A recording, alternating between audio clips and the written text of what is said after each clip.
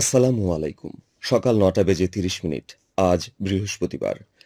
বাংলাদেশ বেতার, কক্সবাজার। স্থানীয় খবরে স্বাগত জানাচ্ছি কে এম সানাউল হক। কক্সবাজারে অনুষ্ঠিত যুব কর্মসংস্থান মেলায় ১১২ জন প্রার্থীকে সরাসরি নিয়োগ প্রদান করা হয়েছে। একই সঙ্গে মেলায় ৯৫০ জনের বেশি স্থানীয় যুবক যুবতী, নিয়োগকর্তা, উদ্যোক্তা ও উন্নয়ন সংস্থার সঙ্গে সরাসরি সংযোগ স্থাপন করার সুযোগ পেয়েছেন। গতকাল স্থানীয় একটি কনভেনশন হলে কয়েকটি বেসরকারি সংস্থা আয়োজিত এ কর্মসংস্থান মেলায় ৩১টি প্রতিষ্ঠান অংশ নেয়। অনুষ্ঠানে প্রধান অতিথি ছিলেন জেলা প্রশাসক মোহাম্মদ সালাউদ্দিন। তিনি বলেন, কাজকে ভালোবাসতে হবে এবং সবসময় কর্মস্থলের পরবর্তী ধাপের জন্য নিজেকে প্রস্তুত রাখতে হবে। মেলায় তরুণ উদ্যোক্তারা খাদ্য, পোশাক, fashion, henna art, beauty care, graphics design, digital marketing ও লজিস্টিক সহ নানা উদ্যোগ তুলে ধরেন। এছাড়া মেলা প্রাঙ্গণে স্থাপিত ৮টি সিভি ড্রপ বক্স তরুণদের জন্য কর্মসংস্থানের সুযোগ তৈরি করে। মেলায় দেশীয় ও আন্তর্জাতিক এনজিও প্রতিনিধিরা অংশ নিয়ে দক্ষতা উন্নয়ন ও জীবিকা বিষয়ক তথ্য আদান প্রদান করেন। পরে সাংস্কৃতিক অনুষ্ঠান, গ্র্যাজুয়েটদের অভিজ্ঞতা বিনিময় ও মেইল চ্যাম্পিয়ন অ্যাওয়ার্ড ও সিএসআর অ্যাওয়ার্ড প্রদান করা হয়। উখিয়া ও টেকনাফে অভিযান চালিয়ে ২,১৬,০০০ টাকা জরিমানা আদায় করা হয়েছে। গতকাল উপজেলার কোটবাজারে স্টেশনে ভেজাল বিরোধী অভিযান চালিয়েছে ভোক্তা অধিকার সংরক্ষণ অধিদপ্তর। এ সময় একটি ক্লিনিক সহ ৩ প্রতিষ্ঠান মালিককে ১৬,০০০ টাকা জরিমানা করা হয়েছে।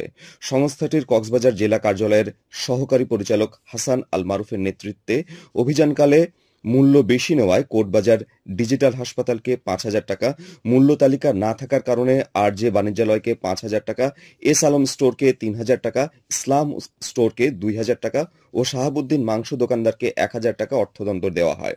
এদিকে টেকনাফে পাহাড় কেটে মাটি নেওয়ার অপরাধে ২ লাখ টাকা জরিমানা আদায় করেছে উপজেলা প্রশাসনের ভ্রাম্যমাণ আদালত। গতকাল দুপুরে উপজেলার হোয়াইকং ইউনিয়নের বালুখালী এলাকায় এ অভিযান পরিচালনা করা হয়। অভিযানে নেতৃত্ব দেন উপজেলা সহকারী কমিশনার ভূমি ও নির্বাহী ম্যাজিস্ট্রেট রাকিব হাসান চৌধুরী। মহেশখালীতে খাদ্যবান্ধব কর্মসূচির নতুন ডিলার নিয়োগ ৬ মাসের জন্য স্থগিত করেছে হাইকোর্ট। উপজেলার ছোট মহেশখালী ইউনিয়নের বাসিন্দা এম রমজান আলী পূর্ববর্তী ডিলারদের লাইসেন্স বহাল থাকা অবস্থায় নতুন ডিলার নিয়োগের বিরুদ্ধে একটি রিট পিটিশন দায়ের করেন। গত ২৯ জানুয়ারি জারিকৃত বিজ্ঞপ্তির অনুকূলে ১১ মার্চ হাইকোর্টের বিচারপতি এ কে এম আসাদুজ্জামান এবং বিচারপতি সৈয়দ এনায়েত হোসেনের সমন্বয়ে গঠিত বেঞ্চ রুল জারি করেন এবং নতুন ডিলার নিয়োগ বিজ্ঞপ্তির কার্যক্রম স্থগিত থাকার নির্দেশ দেন।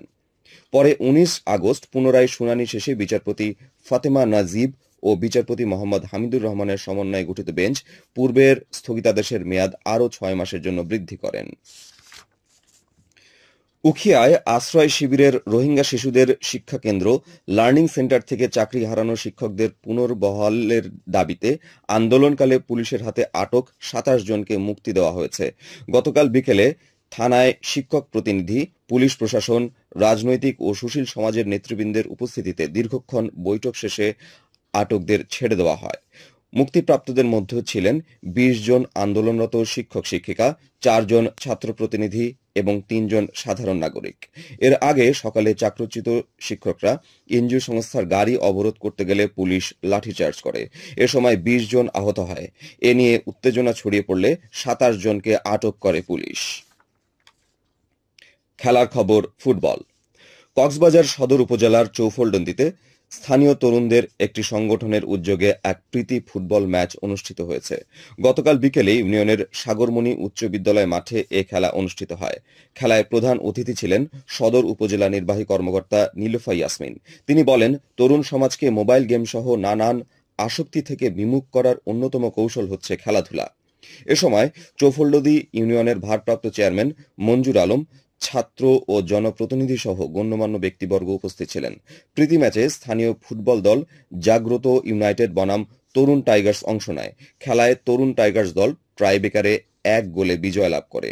খেলা শেষে অংশগ্রহণকারী দুই দলের খেলোয়াড়দের হাতে স্মারক সম্মাননা তুলে দেন অতিথিরা। কক্সবাজার জেলা প্রশাসক গোল্ড কাপ ফুটবল টুর্নামেন্টে অংশগ্রহণের লক্ষ্যে মহেশখালীতে প্রস্তুতি সভা অনুষ্ঠিত হয়েছে। গতকাল দুপুরে উপজেলা নির্বাহী কর্মকর্তার কার্যালয়ে এ সভার আয়োজন করে উপজেলা প্রশাসন। সভায় সভাপতিত্ব করেন উপজেলা নির্বাহী কর্মকর্তা মোহাম্মদ হেদায়েতুল্লাহ। সভার সিদ্ধান্ত অনুযায়ী আজ দুপুর ২টায় মহেশখালী আদর্শ উচ্চ বিদ্যালয় মাঠে খেলোয়াড় বাছাই অনুষ্ঠিত হবে।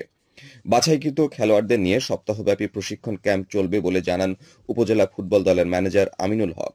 এ সময় ক্রীড়াবিদ ও ক্রীড়া সংগঠকগণ উপস্থিত ছিলেন। আবহাওয়া এখন জানিয়ে দিচ্ছি বাঁকখালী নদীর মোহনা ও সংলগ্ন এলাকার সামুদ্রিক জোয়ার ভাটার সময়সূচি। আজ ভাটা শুরু হয়েছে সকাল 9:33 চলবে বিকেল 4:04 পর্যন্ত। খবর শেষ হলো।